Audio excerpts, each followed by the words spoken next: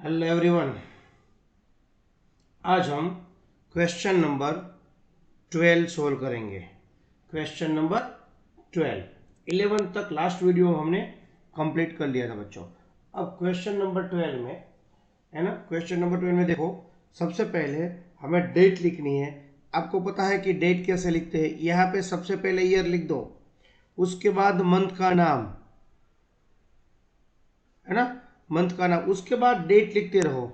पहले है second date है बच्चों, है ना। सेकंड डेट में क्या है, ये जनरल एंट्री है in the book of Dixit, in the books of Dixit, है ना।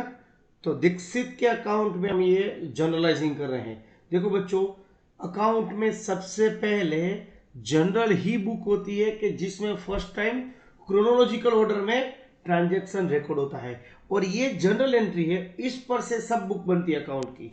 सो आपको पहले ध्यान रखना है कि इस अकाउंट को, मतलब कि जनरल एंट्री को आपको एरर फ्री रखनी होगी बच्चों। तभी तो उस इस पर से जो जो ट्रांजैक्शन जहां जहां इस पर से बनता है ना, तो उस वो एरर फ्री बनेगा। अगर इसमें एरर होगी ना बच्चों, तो नेक्स्ट इस पर से जो भी बुक्स बनेगी ना, उसमें भी एरर होगी बच्चों। सो एकदम केयरफुली जर्नलाइजिंग बनानी है हमें। तो सेकंड डेट पर sold goods to Dilip of the list price 62,000 for 60,000। 62,000 का गुड्स कितने में बेचा। देखो यहाँ पे sold goods Dilip to list price of 62 for 60। हमें यहाँ प्रॉफिट हुआ है कि लॉस वो नहीं दिखना है। कितने में सोल्ड किया बच्चों, सोल्ड कितने में किया, लिस्ट प्राइस ऑफ 62 फॉर 60, है ना। तो यहां पे दिलीप किसको बेचा है, दिलीप को। तो दिलीप अकाउंट डेबिट,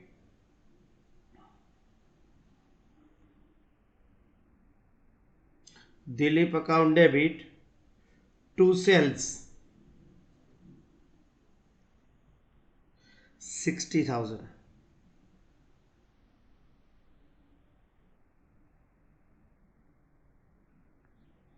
ओके बच्चों, तो इस तरह से जनरल लोन की एंट्री होगी। ये पहले भी आ चुकी है ऐसी एंट्री। अब 16 नंबर की, purchase goods costing 2 lakh. Costing मतलब उसकी लिस्ट प्राइस 2 लाख थी, फ्रॉम हरी, परचेज किया हरी से, और paid 75% immediately by cheque to avail 4% discount. देखो बच्चों, हमें एक्चुअली दिलीप से वर्किंग नोट लिख लेना बच्चों। वर्किंग नोट, नोट क्या है, तो देखो नोट में क्या करना है, सबसे पहले ये 2 लाख का गुड्स, ये गुड्स कितने का था, 2 लाख का, उनमें आपको कितना परसेंट पेमेंट किया, 75% पेमेंट किया, 75%। तो इसका 75% कितना होगा, है ना, 1,50,000। देखो बच्चों 1,15,000 पे अब 4% डिस्काउंट मिला। तो देखो बच्चों, ये कैश ट्रांजेक्शन हुआ, वो 25 भी अभी भी पेमेंट करना बाकी है। तो 25% मतलब 50,000 ये पेमेंट नहीं किया हमें, तो इस पर हमें डिस्काउंट मिलेगा, इस पर नहीं। तो इसका कैश डिस्काउंट बनेगा 4% के हिसाब से 6,000। तो हमने 6,000 को माइनस किया, तो 144,000 ये चेक से पेमेंट किया है, मतलब बैंक से पेमेंट किया होगा। तो ये जो है वो क्रेडिट ट्रांजैक्शन है, इसीलिए हम उसको हरि के अकाउंट में लिखेंगे, और ये बैंक में, और ये टोटल परचेज इतना, और हमें इतना डिस्काउंट मिला, तो ये हमारा डिस्काउंट है बच्चों। तो इस तरह से एंट्री करनी है। देखो मैं एंट्री कैसे करता हूँ ना, शांति से समझना, है ना। हमने परचेज किया है, तो यहाँ पे purchase account debit to bank. देखो बच्चों, अगर हमने पेमेंट चेक से किया है तो will have to write bank, है ना, टू बैंक अकाउंट, हर एक के पीछे अकाउंट वर्ड होना चाहिए। Bank account to Hari account और टू डिस्काउंट अकाउंट, है ना, डिस्काउंट रिसीव्ड है इसलिए क्रेडिट करेंगे, डिस्काउंट हमने दिया होता तो डेबिट करेंगे, क्योंकि हमारी ये इनकम हुई, हमें मिला कितना डिस्काउंट मिला बच्चों 6000 का, तो क्रेडिट है तो क्रेडिट करेंगे। हरी में कितना बाकी रखा हमने 50,000 का बाकी रखा, और बैंक से पेमेंट 144 का, और बैंक सॉरी परचेज अकाउंट में 2 लाख। आई होप कि ये एंट्री आपको समझ में आ गई। बहुत इजी है बच्चों, बहुत इजी, इसमें कुछ करना ही है। देखो कैश डिस्काउंट किस पर मिलता है, जिस पे आप पेमेंट करते हो।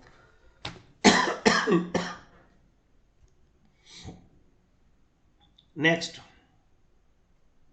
20 days 20th March, sold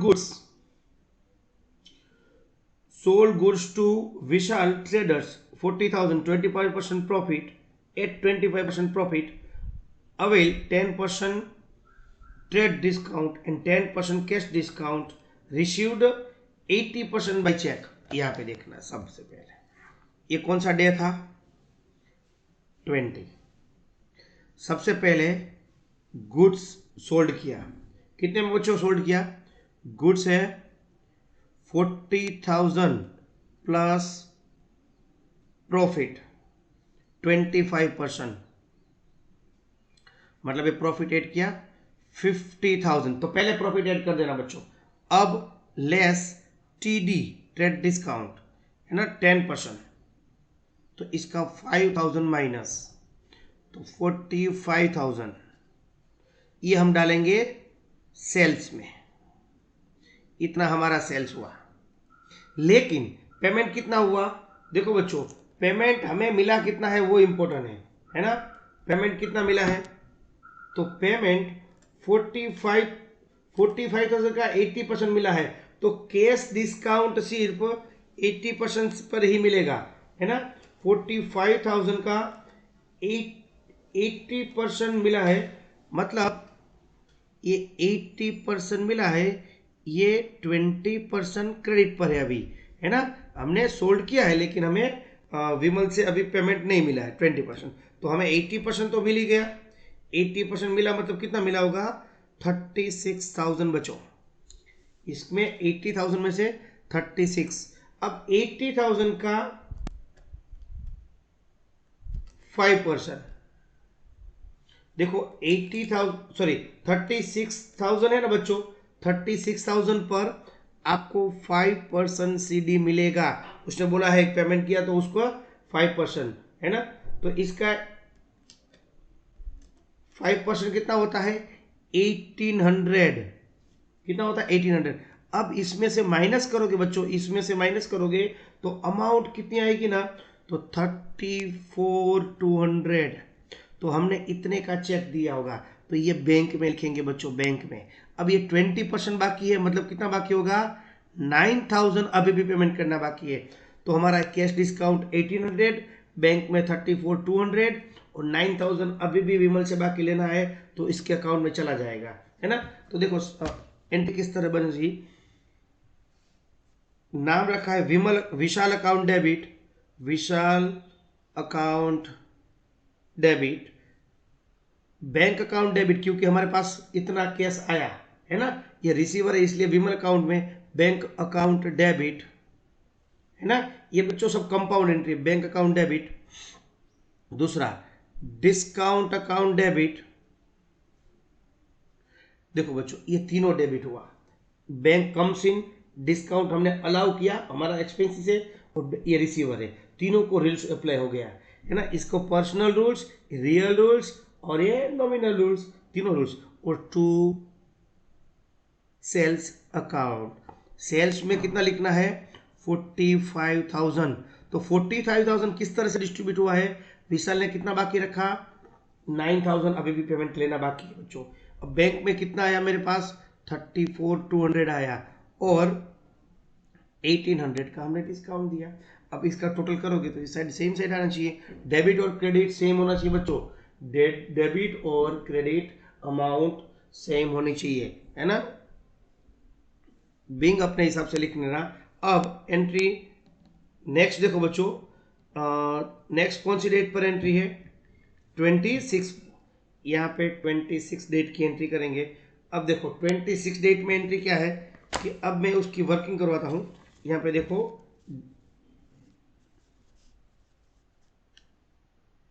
day 26। अच्छा, goods sold to Bridge and company 50,000 at 40% profit, allow 10% TD, discount 5%, cash discount. Breeze and company paid full payment amount by check, avail discount. अच्छा देखो बच्चों, अब 40 गुड्स की value कितनी है? Goods की value है 50,000। गुड्स की वैल्यू कितनी है बच्चों? 50,000। अच्छा, प्लस प्रॉफिट। पहले प्रॉफिट ऐड कर लेना बच्चों। ऐड प्रॉफिट, इसका कितना परसेंट? 40%। तो इसका 40% होता है 20,000। तो 70,000 का गुड्स बन गया। अब उनमें ट्रेड डिस्काउंट दिया। कितना ट्रेड डिस्काउंट दिया? 10%। तो 10% 7,000 होगा इसका। तो नेगेटिव में लिखोगे तो ब्रैकेट में लिखना है। तो अब 63,000 है ना। तो अब 63,000 लेस कैश डिस्काउंट 5%। कितना? 5% बच्चों? यस, 5%। देखो फुल पेमेंट करता है तो उस पर 63,000 पेमेंट करता है बच्चों। तो 63,000 को ही हमें पूरे पूरे पर पेमेंट देना पड़ेगा, कैश डिस्काउंट देना पड़ेगा। तो इसका कैश डिस्काउंट है 3150। अब माइनस करने के बाद वैल्यू आती है 59,850। तो इतना अकाउंट चेक से दिया, मतलब ये इतने अमाउंट का चेक आया होगा। हमने सोल्ड किया तो इतनी अमाउंट का चेक आया होगा। तो हमें देखो बच्चों, इससे कोई मतलब नहीं हमें, है ना। इससे कोई, हमारा ये है ना, ये सेल्स है और ये हमारा डिस्काउंट है और ये हमारी बैंक है। तो हमने फुल पेमेंट मिल गया है, इसलिए कंपनी का, पार्टी का नाम नहीं आएगा। अब एंट्री किस तरह से करते हैं? देखो यहाँ पे एंट्री, तो सबसे पहले है ना, bank account debit, bank account debit. कितनी अमाउंट आई बच्चों बैंक में? तो कि 59,850 इतनी अमाउंट आई। और हमने डिस्काउंट कितना दिया? डिस्काउंट अकाउंट डेबिट कितना दिया बच्चों? डिस्काउंट 3150 का। और टू सेल्स अकाउंट, हमारा टोटल सेल्स हुआ 63,000 का। तो ये एंट्री पूरी बच्चों, है ना। अब आई होप कि आपको ये एंट्री समझ में आ गई होगी, है ना। अब इसका टोटल करोगे, देखो बच्चों यहाँ पे टोटल करना है, एक लाइन यहाँ पे खींचना और यहाँ पे डबल लाइन, है ना। तो टोटल करोगे तो 3,68,000 आएगा। 3,68,000, दोनों साइड टोटल सेम ही आएगा। यहाँ पे लिख देना है टोटल। तो ये क्वेश्चन था आपका क्वेश्चन नंबर 12। अब हम बात करेंगे क्वेश्चन नंबर 13 की बच्चों। क्वेश्चन नंबर 12 आपको समझ में आ गया होगा। अब बात करेंगे क्वेश्चन नंबर 13। तो अब क्वेश्चन नंबर 13 आप निकालो और मैं, आप अपनी बुक में अच्छी तरह से ड्रॉ करके लिखना है बच्चों।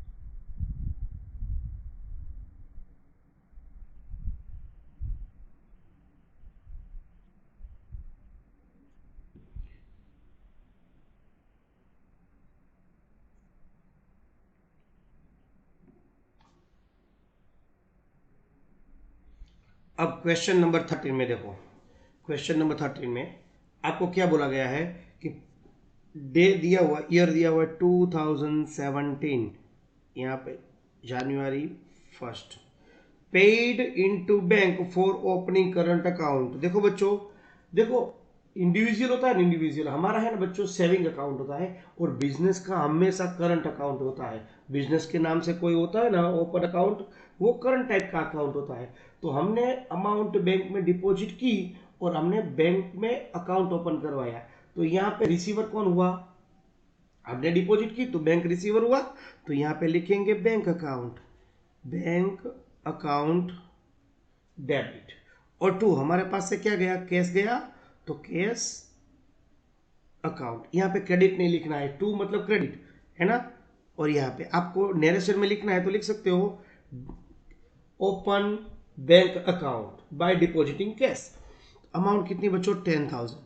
ये डेबिट में 10,000 और क्रेडिट में भी 10,000। अब नेक्स्ट हमारे ट्रांजेक्शन देखो, आई होप कि ये समझ में आ गया होगा आपको, है ना। तो नेक्स्ट ट्रांजेक्शन है हमारा goods sold 50,000 and amount was deposit into bank. अच्छा, हमने गुड्स सोल्ड किया और हमने बैंक में अमाउंट डिपॉजिट करवाई, है ना। तो यहाँ पे आपको डायरेक्ट थर्ड एंट्री, यहाँ पे आपको डायरेक्ट लिखना है bank account debit to sales account. कितनी डिपॉजिट करवाई, 50,000 बच्चों, ये 50,000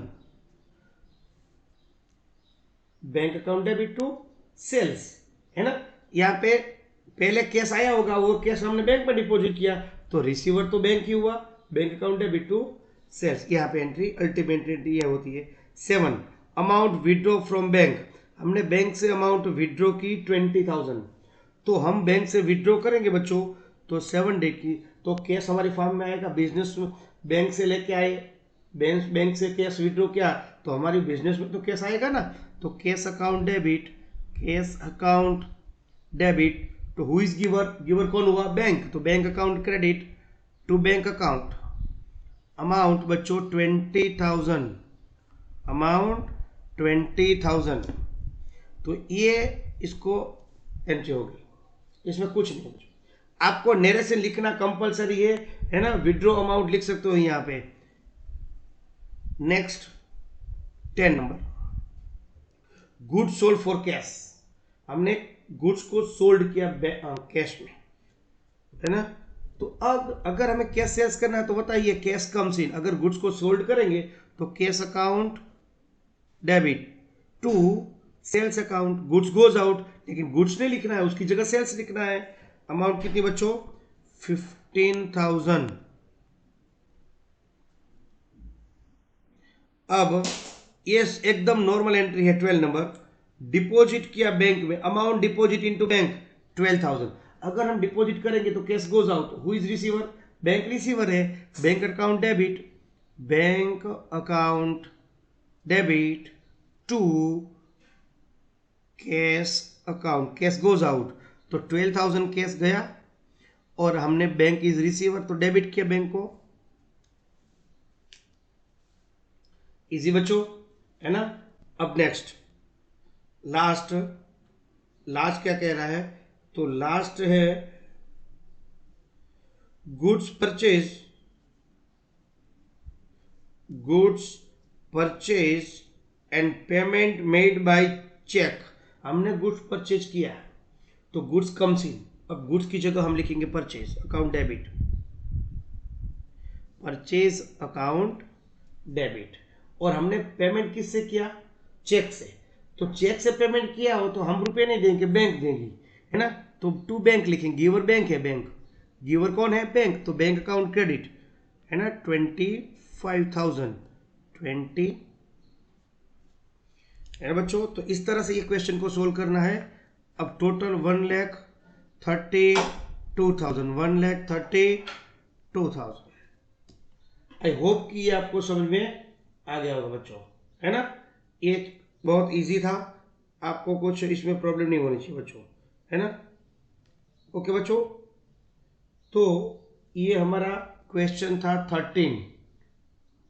आई होप कि आपको समझ में आ गया होगा बच्चों। अब देखो बच्चों, आपका सैटरडे टेस्ट है, तो एक क्वेश्चन सिंपल होगा और एक question trade discount, cash discount वाला होगा, है ना बच्चों।